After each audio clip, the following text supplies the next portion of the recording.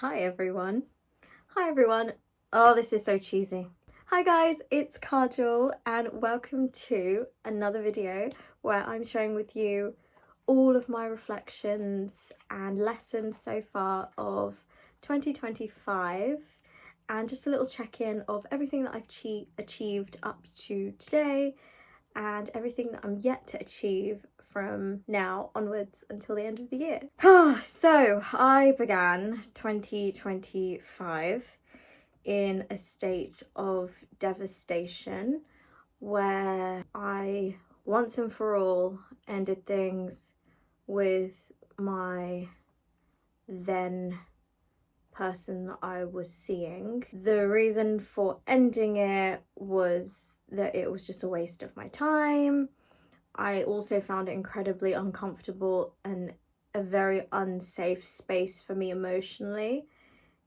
If I was being physically intimate with someone and my feelings grow over time, because sex for me is quite emotional as well, that imbalance of power made me feel very uncomfortable, which you can imagine. I realized that that person didn't have the qualities that I needed in my life to feel safe and loved and valued, and slowly but surely I basically ended things very harshly.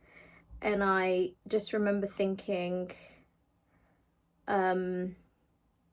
this is the last time you're going to see him. Say anything you want to say to him, because this is the last time you're going to see him. And I said everything. I said I deserved so much better. And I said honest things about how I was treated and my experience of being neglected and not being a priority. Unfortunately, his reaction to my honesty and lack of access to me was more abandonment and more pain and more, he told me to get out of the car. I think what's more disappointing in that fact is that he felt proud of himself for harming me, and he felt proud of himself for trying to leave someone with a lack of dignity, and was more interested in seeking power and control and ego than actually understanding and having the capacity to reflect and be human and have empathy and be like, oh, the decisions I made did harm this person and I don't want to harm her. I don't want to harm people. But I just think that regardless of whatever happened, I know that it's over and I will never be harmed in that way ever again, so long as I can help it. And I will always choose to remove myself from those situations and not engage in any conversation or any reaction to people that don't have empathy or care, or they're just there's no boundaries to which they are willing to go to hurt you. And I think that's what's also a shame in this, because I was in love and that love and the feelings I had for that person were used to take from me and take something that should have been respected, whether it's my body, my time, my money, my energy, my love, my reassurance, like whatever it was abused. And I deserve better than to be loved out of convenience. I deserve someone to love me when it's hard, not just when it's easy. And I believe that strangely enough, I'm at a point in my life where, when you actually surround yourself with good people that love and respect you and care, you actually feel loved, respected, and cared for. which is a great revelation to have after all these years, but here we are. I just think I've done a lot of work, and since then I've started hypnotherapy. I go to hypnotherapy twice a month, and it has been extraordinary experience to really feel safe in my body and my nervous system, and to trust myself again. Because when you've been in situations where someone makes you question your intuition, your judgment, oh god, sorry, I've had a lot of Pepsi Max, I just burped, sorry, that was very unprofessional. Yeah, like when you've been gaslit over a period of months, years, days,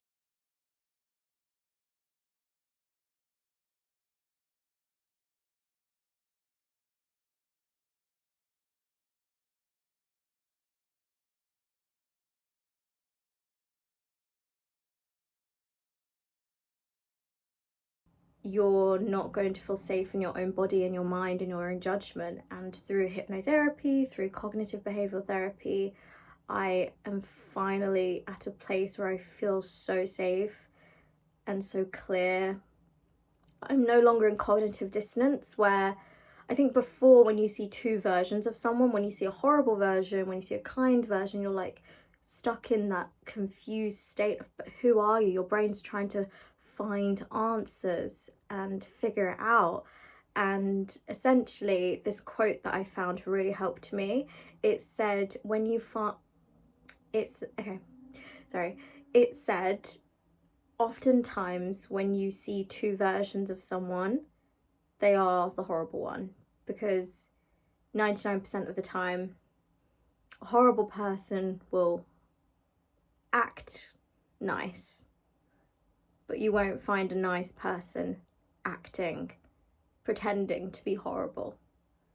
So if you see two versions of someone, they're probably not who you think they are. And that brought me a lot of security in myself. And I've released self-doubt in that way. And I also just think that I've learned that there are really no limits as to how low someone can go. I just remember thinking, this person would have to be an absolute idiot to leave me. And it turns out he just was an idiot, like, basically. And that's okay. You know, not everyone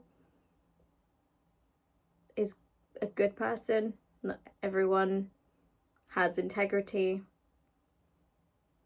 That's who he chooses to be, regardless of what you've been through, regardless of whatever traumas you've been through. You choose who you become. And that's who you wanted to become. That's who you wanted to be. Just let it be. Because I will find love again.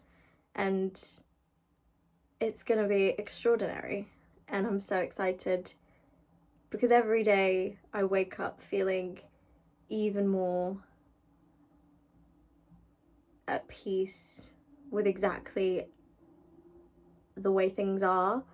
And I'm so happy with the way that I'm showing up for myself and living life. And overall, I'm really grateful to have removed that person from my life. Even though, of course, there are days that I feel such deep longing for that feeling of companionship and the comfort of that I had. And sometimes I look back and I see like flashbacks of when we were together or when we went away, and I'm like, what happened? But ultimately, I don't take any responsibility for the breakdown of that relationship, because I had no control over the breakdown. It wasn't my decision to harm it. I just wanted what he didn't want to offer me, or was incapable of. But for whatever reason, I experienced it, and it's over. And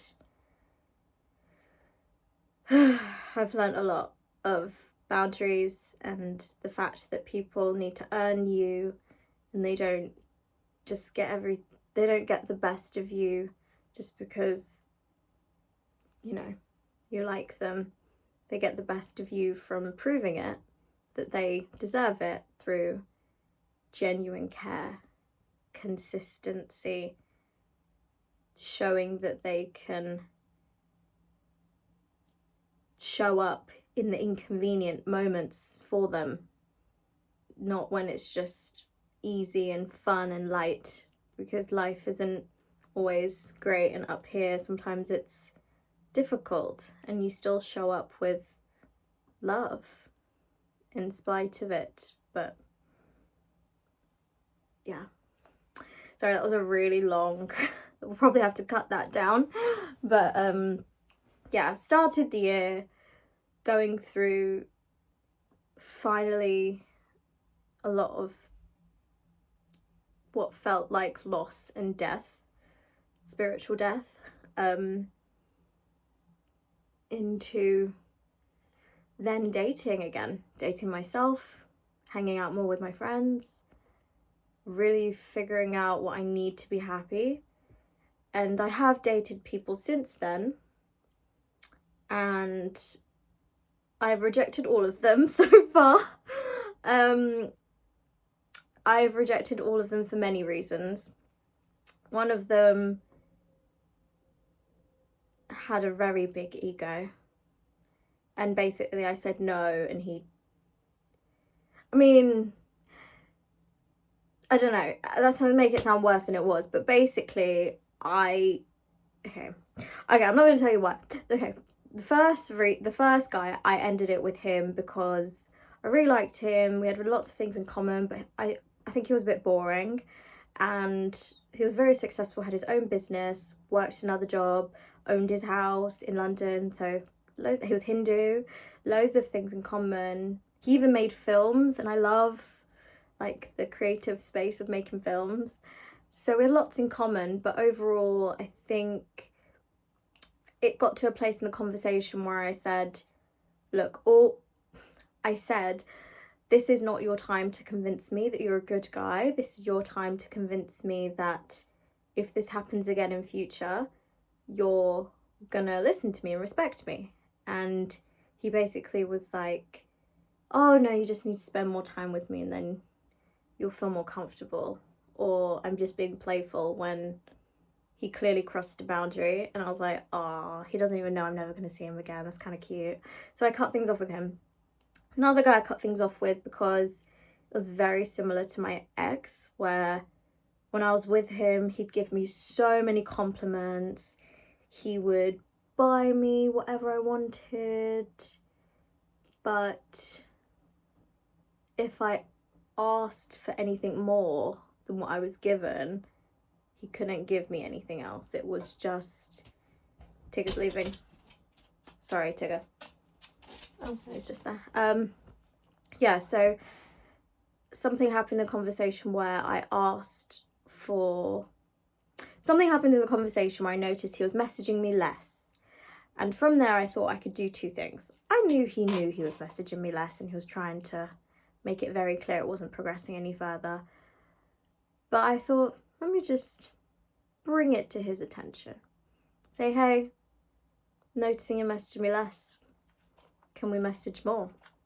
And the only acceptable responses I would have taken was, sure, I'll text you more. No, but I can call you because I'm not a texter. Or I'm not a texter or a caller, but let's see each other again, like more often. Instead, he was just like, not really giving me anything, to be honest, telling me that what we have is enough.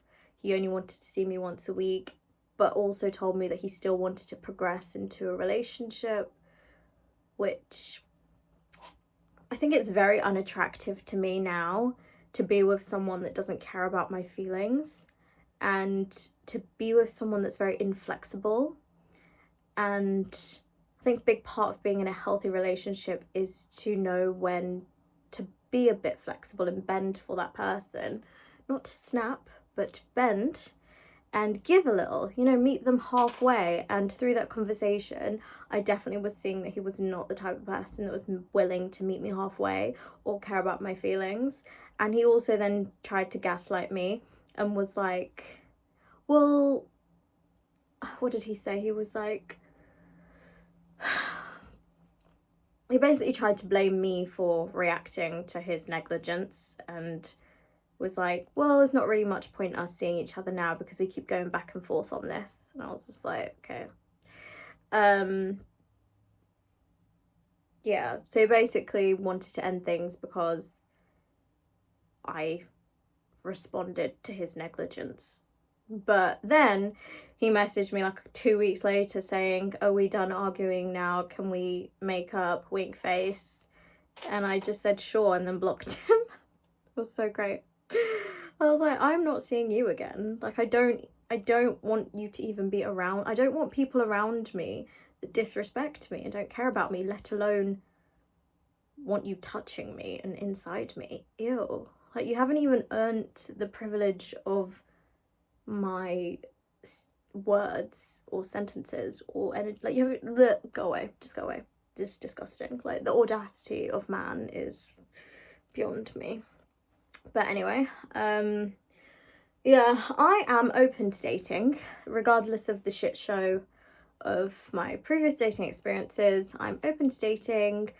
I am really good at cutting off the bad people. I have no interest in earning love. I have no interest in just teaching men to care when they don't. So I literally just am very good at recognizing fake care compared to real love.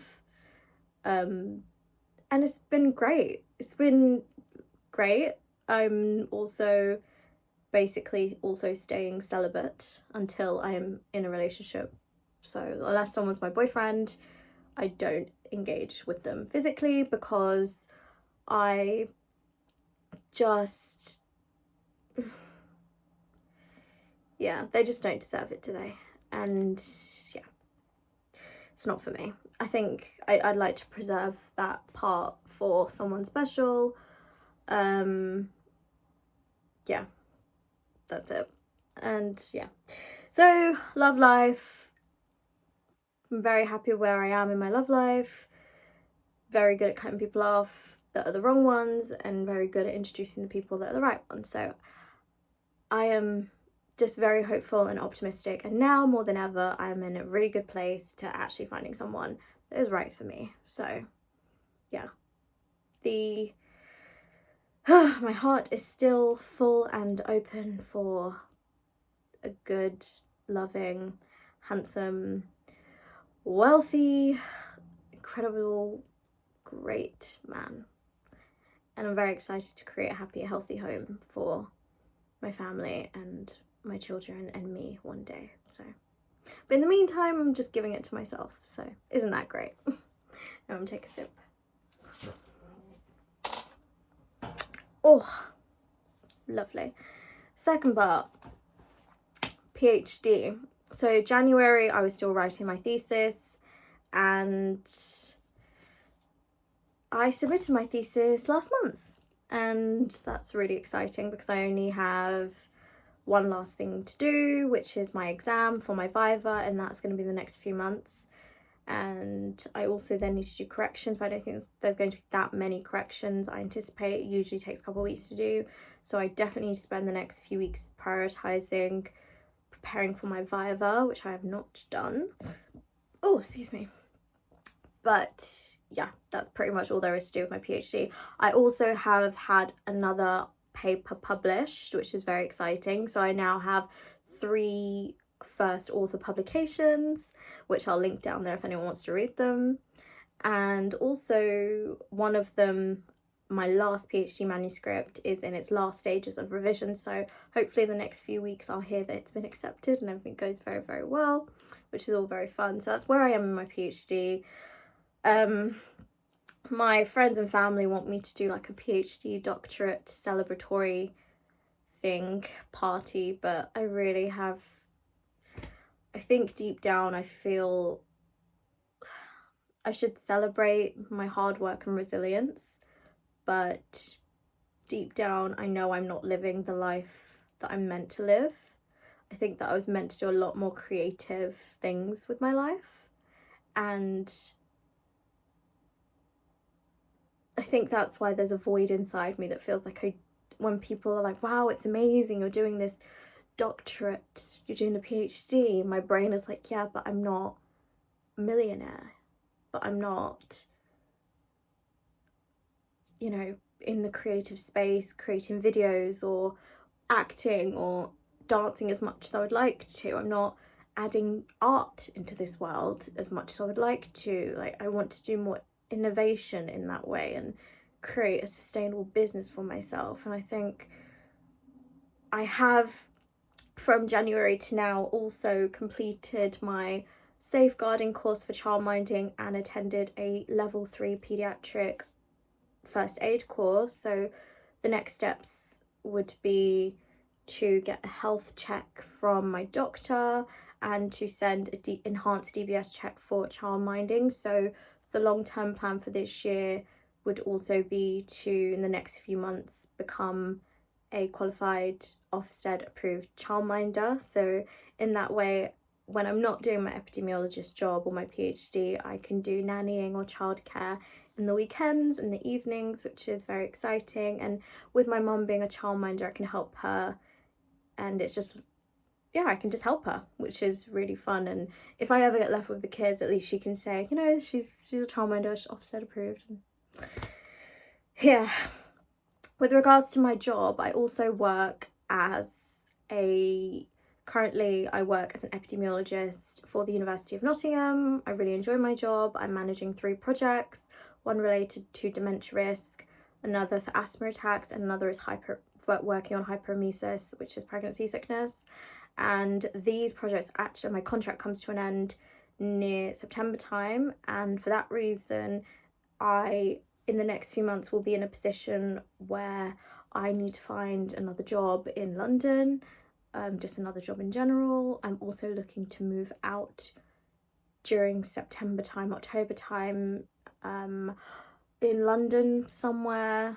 Luckily, one of my friends from school also wants to move out, and after some umming and ahhing and back and forth, I just think that moving out of my family home will be an incredible next step for me to grow optimally, and for me to be more at peace with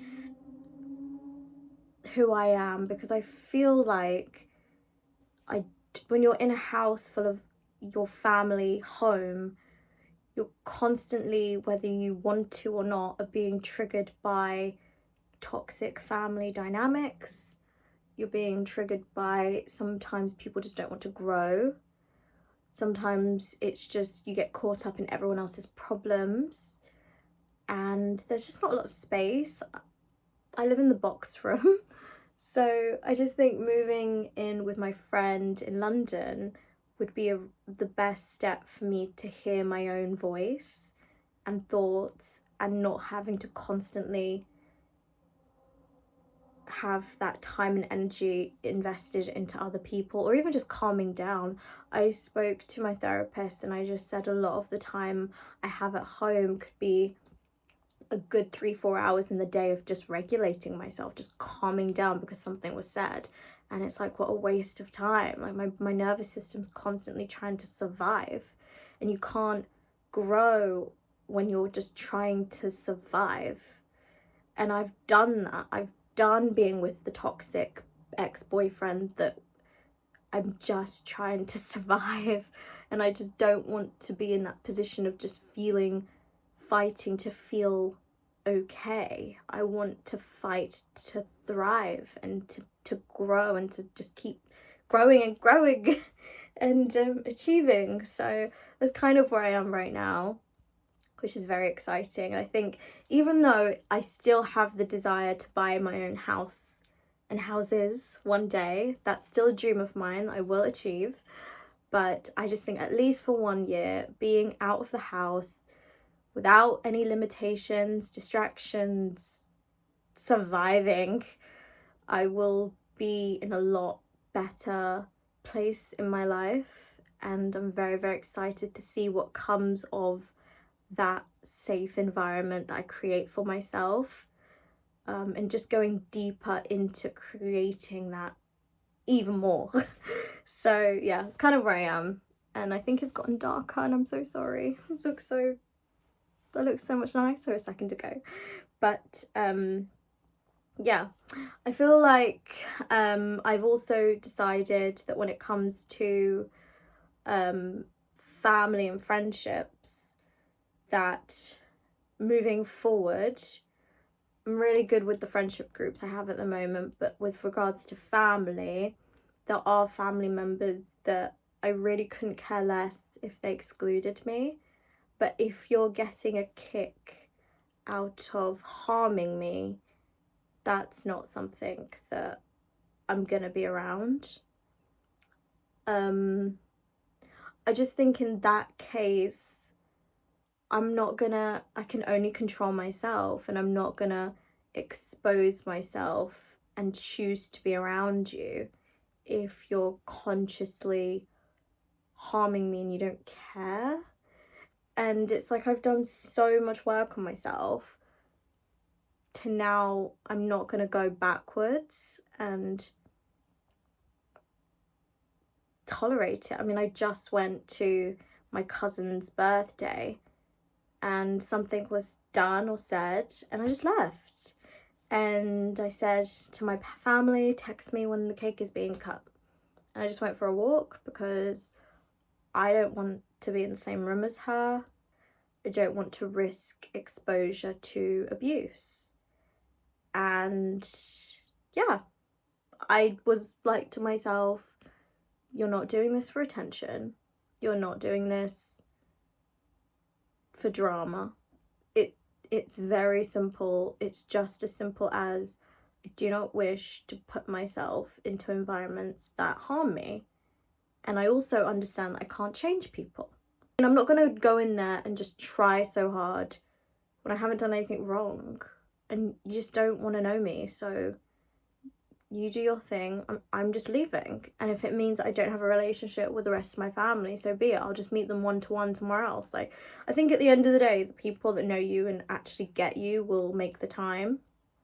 And it just is what it is. I just have no interest. I don't want to fight. I don't want to prove.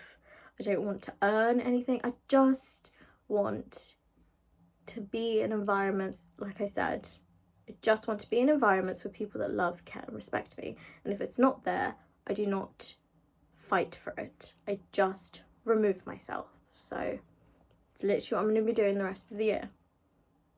If I distance myself, if I don't say anything, I just don't try anymore. I've done my time of trying and begging and crying myself to sleep, and the only person I hurt was myself, because those people just care about themselves. So it's not like I'm hurting anybody by caring about myself too. I still am here with empathy and with kindness and care, but I'm just not gonna, I think I just have wisdom now. I'm just a wise old woman. Let people be who they want to be, huh? It's been the last few years of realising how low and how bad people are. And that's okay. That's their journey. But I'm still going to be me. Still going to feel deeply and love deeply and love boldly and still believe that life is worth living and trying for, you know. And I believe that there are really good people out there, and it's kind of sad but also beautifully validating that, not even from the sense of an egoistic place, but I know that real love exists because I give it to myself and because I gave it to someone else, even if he didn't care. I did it, and I just hope that one day someone loves me like that, and I believe they will. So yeah, just hanging on in there, hey. Anyway, hobbies. I have signed up to David Lloyd Gym, which has been a really good improvement for my mental health and also leaving the house more. I do need to attend more classes, but last week I did attend 5 classes, which was really fun. I do all of the classes, whether it's yoga, Zumba, dance fitness, body pump, legs, bums and tums, whatever it is. I love the classes. So I'm going to try and aim to do like 5 a week, and then do need to improve my cardio. So I think a good structure from now onwards would be to improve with my cardio. And I know it sounds very little for a lot of people, but my fitness with regards to running has really gone downhill. So this year I would like to run a 5k. Again, I know it's not that much, but I am the heaviest weight I've been, and if I run, sometimes my knees hurt because of the weight, and I just need to do more physio and more stretching before I run as well. But I think the goals of, I do want to lose 20 pounds as well. I want to lose 20 pounds of weight, which I am going to do, obviously, and running 5k. It's going to be great. And what else? Yeah. My mental health, my spiritual health, my friendships. Overall, I just think that you just have to let people be broken. Just have to let them be broken. Like, you could treat yourself this well on a good day and this well on a bad day. And on someone's good day, this is all they can do. Like, and this is how bad they treat other people and themselves. Like, everyone's boundaries and limits to how they show up for themselves and other people is so different. And some people will live and die just not changing and caring, and that's their decision. So I don't want to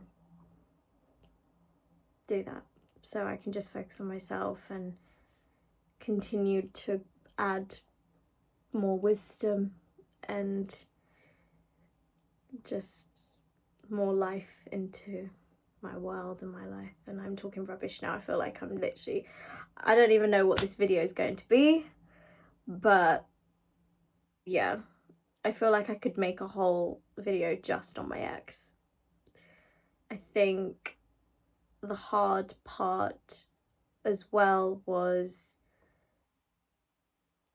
I've learned a lot in the sense that some men are also just cowards. They are absolutely terrified of honesty.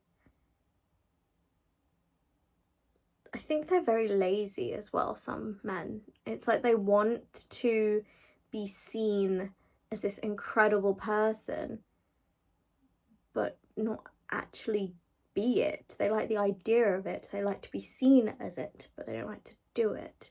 But then when you recognize the flaws in them and realize that they're not who they say they are, they're just going to get rid of you because they were just interested in you reflecting that they're a great person, that validation, that mirror. But if it's not real, if you're actually an evil, empty, cruel, devastating person, I'm not gonna lie. It's unfair of someone to ask me to lie. I just think for a long time, I'm gonna cry. No, I'm not gonna cry. I'm gonna be fine. I was in a lot of emotional pain and I felt like I was going to die. But I knew I needed to become someone else in order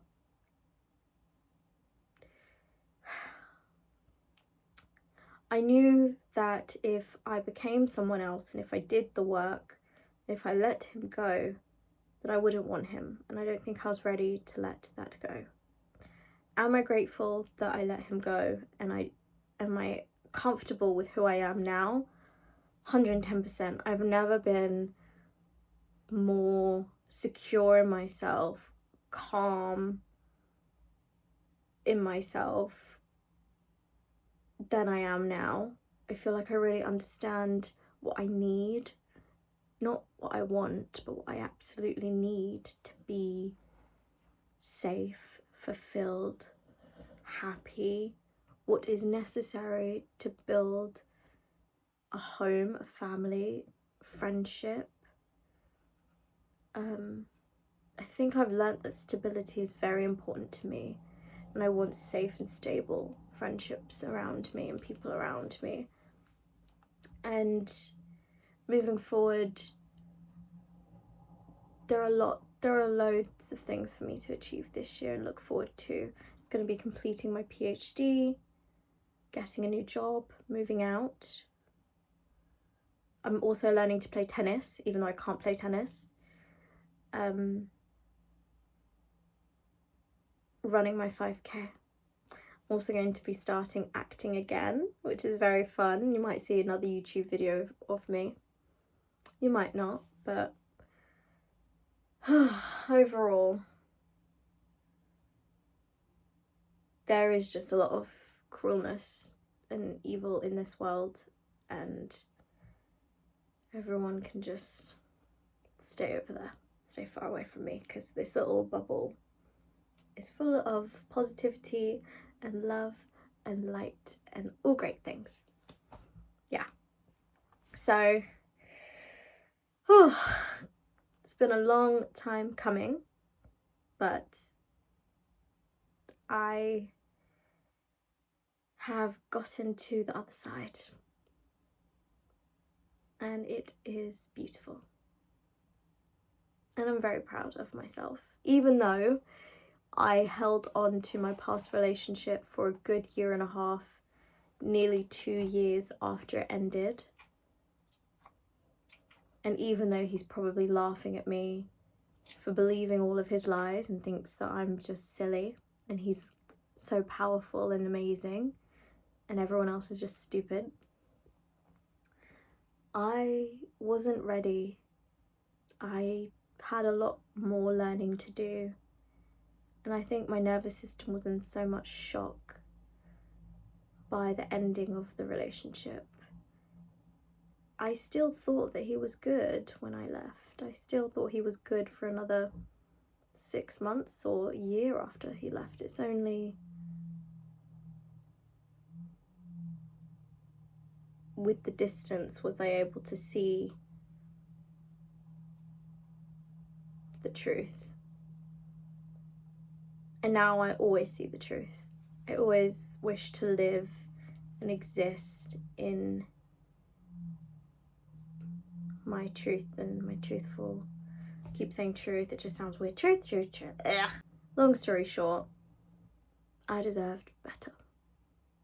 And now I'm gonna go and keep getting better and better and better. It's gonna be great. Lots to do.